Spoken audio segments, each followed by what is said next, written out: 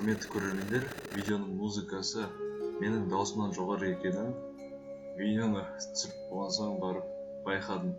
Сондықтан да кешірім сұраймын. Ал қайтадан түсіруге мен еріндім. Осымен рахаттаныңыздар.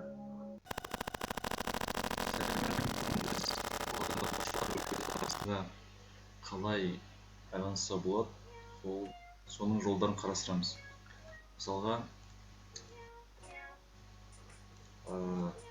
Мысалға сіз жұмыскерсіз және басқа бағдарламашыларды біріктіргіңіз келеді. Соларға тапсырма беріп отырғыңыз келеді. Ол үшін Asana деген нәрсе бар. Asana лист жазасыз. Сосын сілтемелер осы видеоның астында болады. Asana'ны жазғанда болсын. Шығып керек, asana.com болу керек міндетті түрде. Негіз бірден жазсаңыз да болады, asana.com. Кеттік. Міне. Менде ол бірден ашылады, себебі мен кіріп болған едім. Сонымен Asana не үшін? Asana мысалы сіз жұмыскерсіз немесе жұмыс алушы білгіңіз келеді. Мысалға мен аккаунтым. Енді сіз өзіңізге қандай жұмыс берілгенін бәрін көргіңіз келеді. Мысалға мен бір My Tasks деген менің тапсырмаларым. Менің тапсырмаларым ол Laravel Vue, Laravel PHP-дің фреймворкі, Vue, JavaScript-ті, сонап GitLab-ты несе деген. Енді мысалға басам. Мұнда неге арнайы гайд жазып алдым, олар түсінсін деп. Мысалға әркім өз тірлігі бар, сондықтан да маған осы тірлікті берді. Басқалар араласып отыру үшін осыны оқи салып тез ести салады. Енді не? Inbox дегеніміз не? Notifications сияқты ғой. Мысалға айтады GitLab декабрьдің 29-нан осы бір нәрсені дейді. Демек қаңтар желтоқсан осы бір нәрсені деген. Қазір асып кетті. Үстіне Laravel Vue қаңтардың бірнешені деген. Енді қаңтардың осы бір нәрсені деген. Тозған, сол сияқты. Болды енді. Плюс invite people, адам шақырасыз. Немесе ат проект, басқа проект қосасыз. Мысалы менікі тұр проект жобам. Келесі осы Asanaға көрсек регистрация қалай істеу.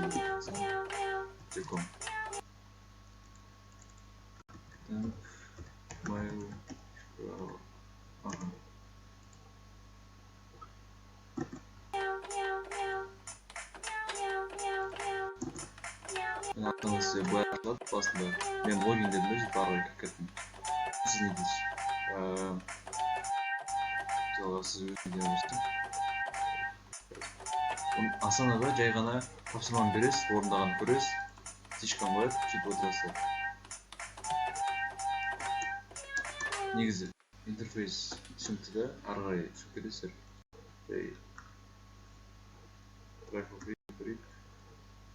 Verify.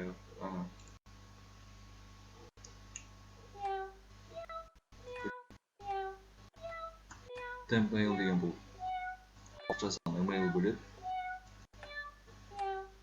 Өз email берінбек тұрмайды, сондықтан. Негіз анау неде өз email беріп қойған. Бірақ temp-mail бар кезде не қылам, жаңа email бар. Мен ашылды.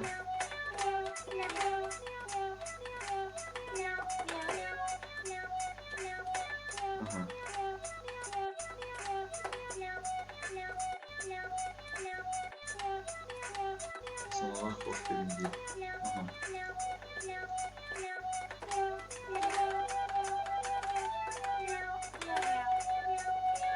Негізі егер регистрация сізге керек емес болса, онда өткізе беріңіз. Басқа нені айта беріңіз біз. Міне upload фото керек. First name, last name.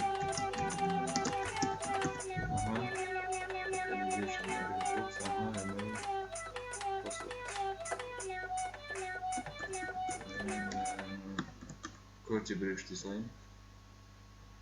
Енді не view дейміз бар, басқа нелерді қарау. Көбіне деймін. Мысалы анау топқа қосыл дейді да, create monkey. Немесе мені create new team дейсіз. Select team. Маркетинг, мені бізде IT-ді басасыз. Team name мысалға жазайық. Не деп жасайды?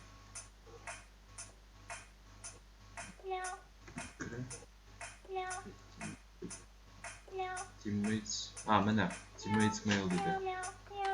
Тағы не ашу керек? Mail'дан басқа не? Спортқа шақырадым сөйлеп.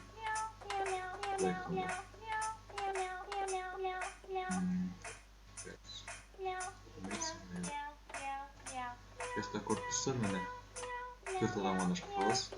Бесплатный тегін кезінде.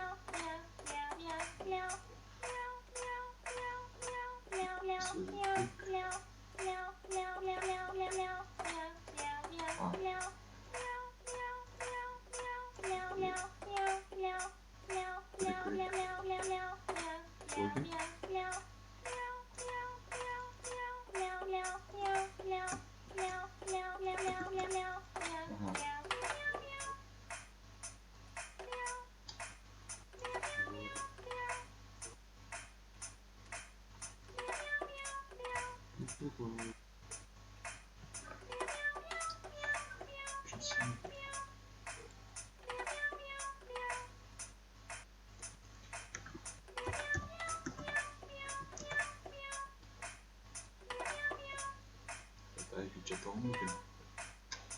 Bayağı ayıp olmuyor.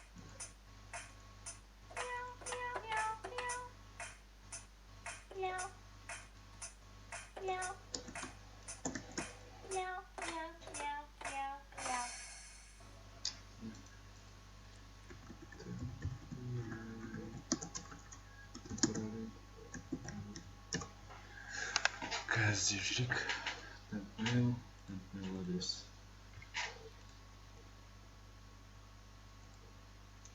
Не, Исаак.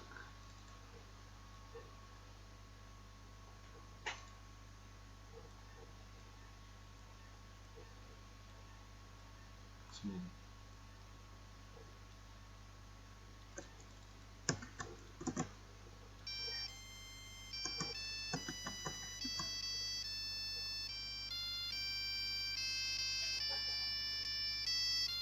Шахнуть керек.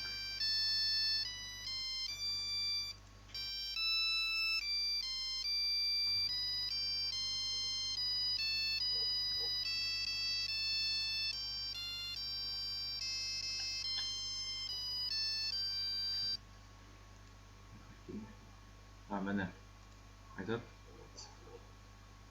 5 орын апта $25 дейді. Bir ай тегін, кейін ақша төлейсіз. Start free trial дейсіз, бұл анаған қараңыздар, қазір келу керек. Міне action required. Маған жазып тұр, сенің командама шақырамын, accept invite да кіреді. Қиындығы жоқ деп ойлаймын. Келесі неге көшейік? Келесі бағдарлама ол Slack деп аталады. Slack, міне where work happens. Slack былай көрсетейін, сосын бірінші былай көрсетейін.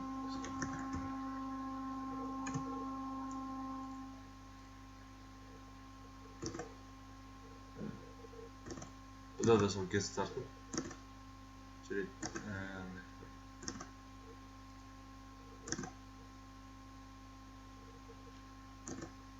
Міне мынандай хабарлама болады. Үстіне бұл жақта екі канал бар, General, сосын барып Random. Сосын ол жерде барлық нелер. Ол жерде Slack бот бар, сосын барып мысалға мен не беспокоит, мен мазаламаңдаршы деп андай режим қойып қоямын да, сонда Slack бот жазады анаған. Онда осындай не тұр, мысалға. Сондықтан да не істемейді деп.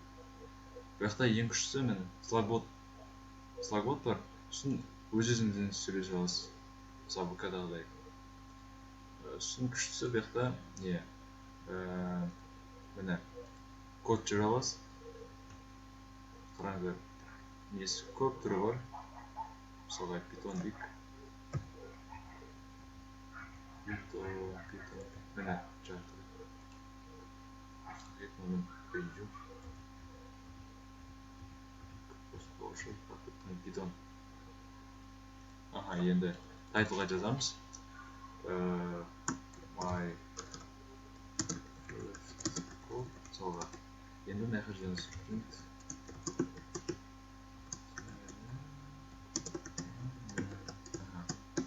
Жаздық. Енді share with кіря. Демек өз-өзіңмен add message. Тағы хабар.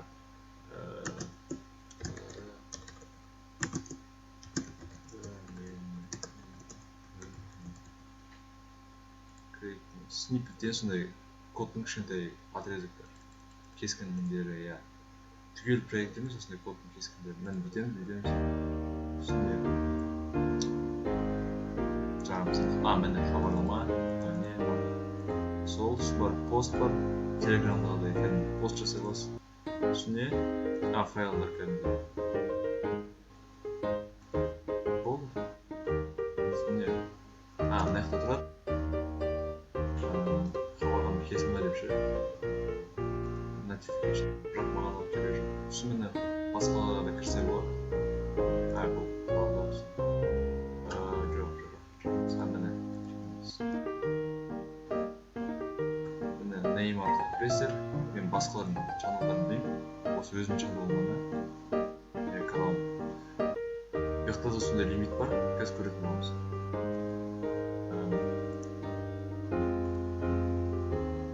Міне. Қазір.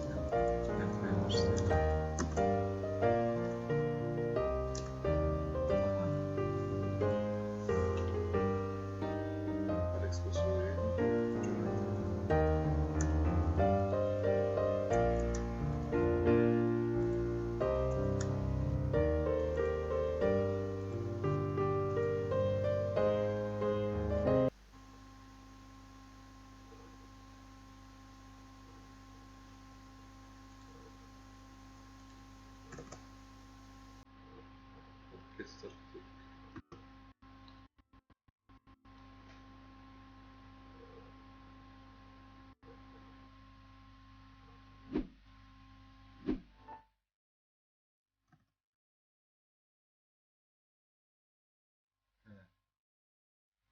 Find your workspace. Енді find'ті басып, позитив тактик кіре аламын. Немесе мен email'ыма шақырса болады жаңағыдай. Create дейік.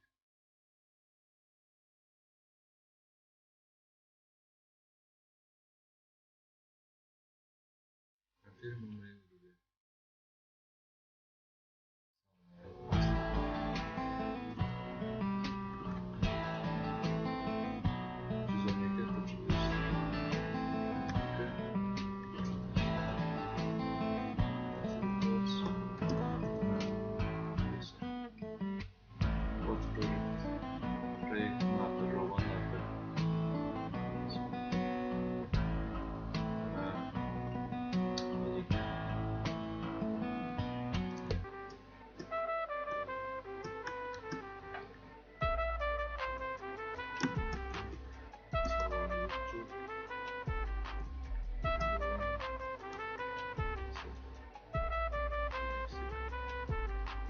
Mine. Қосатын мында.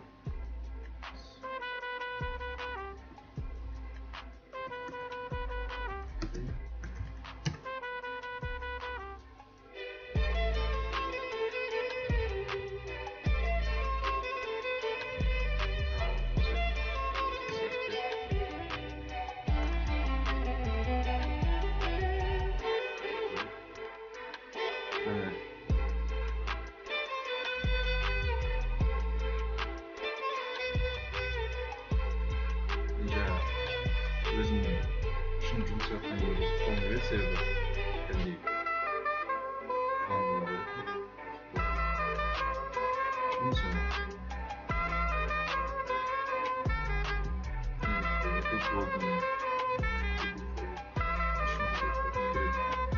invite дейміз, қоса береміз. Şimdi келеді.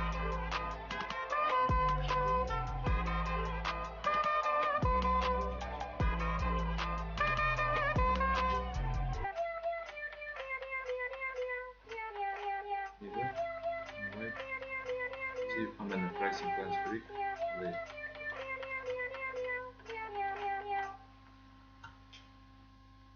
Сол жаңағы менде ешкім жоқ шақырылғаннан, сондықтан ондай қосылып тұр.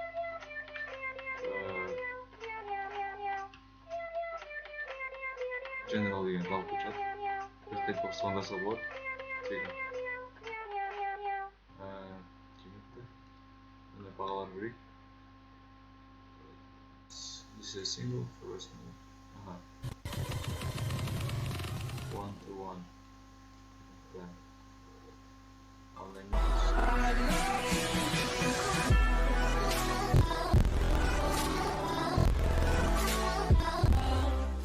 Стандартный. Ularni o'zi kerak misol. Qaranglar, standart ko'rsak, unda bizga ekranda ne o'tganini taqib ko'rsat bo'ladi.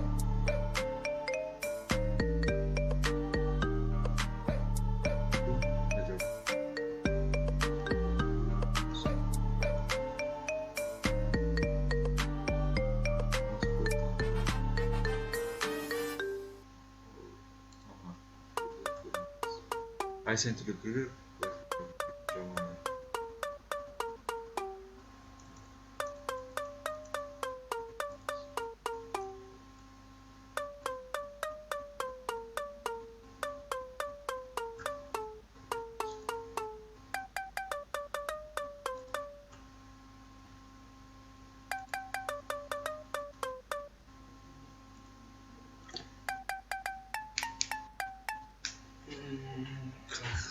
Жарайды. Келесіне тоқталайық.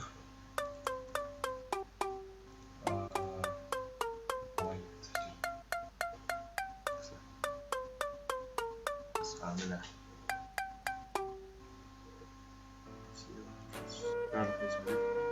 Бюджет 5 гигабайт. 10 приложение жалпы. 10 мың сообщение жалпы. Шын звондайтын болсаңыз бірге бір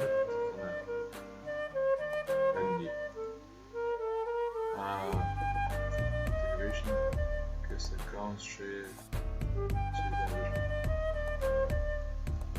жетпін түсіндік не бар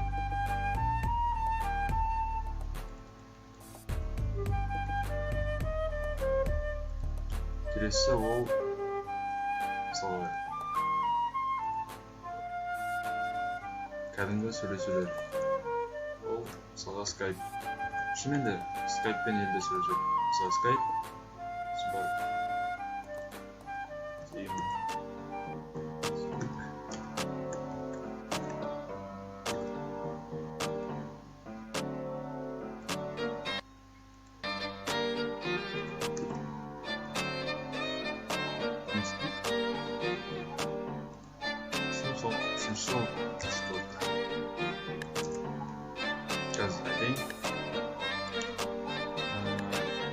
Skype'de жақсы, менде Skype бар, иә.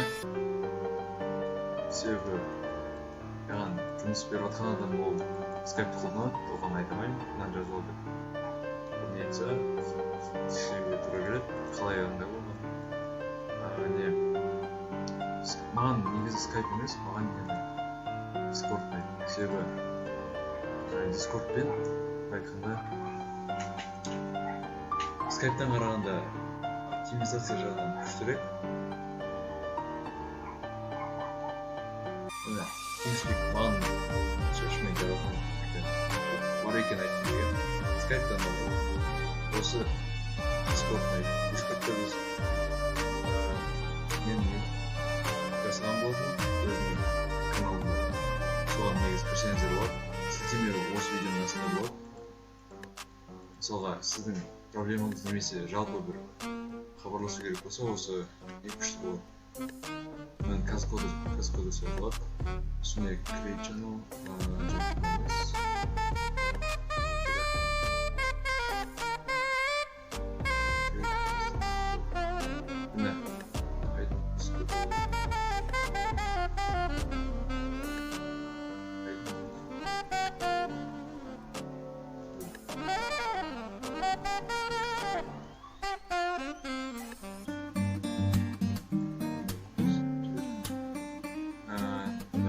заттар өзгерсек болады.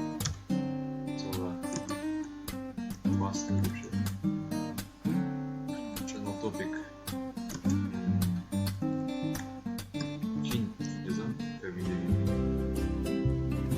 permissions save changes permissions мысалы create single line manage channel керек емес invites invite код streamer mode enable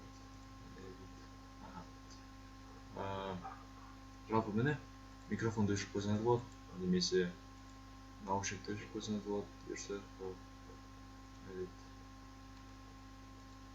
үстіне мына хабарлама жазасыздар стрим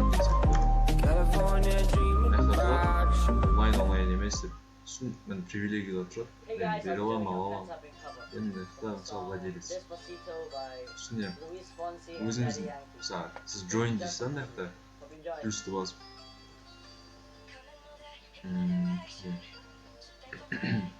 join дейсіз сосын барып discord мен осы астындағы discord.jg деп тұрады соны жазасыздар өзіңіздің серверіңізді жасау үшін онда create сервисті үшін это негізі Қазақстан деген жоқ сондықтан да Россияны таңдау керек еді ресей нені таңдайсыз саған только бәрін create дейсіз бұл не басқа негізі осы дискордқа кіргендеріңіз қалаймын себебі онда бірімізге көмектесіп былай айтқанда онымен қоса бұл жақта экранда көрсететін бар көру үшін толықтай проблеманы мысалы немесе жай сөйлескенде деген сияқты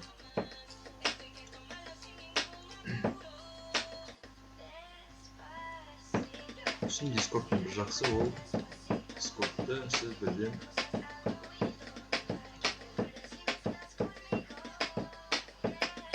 логин дейсіз да оны өзі жазып тұр скайппен TeamSpeak'тің орнына алмастырып тұр міне мен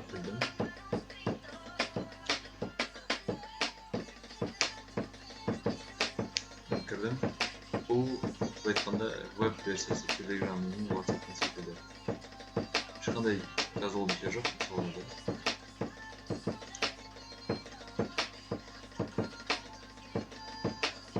егер видеоны әлі көріп отырсаң онда сен керемет жансың себебі аз адам ғана көреді ғой қайтадан кешірім сұраймын және де дискордқа сілтеме қазір болады сілтеме осы видеоның астында немесе экранда 1 2 3 сау бол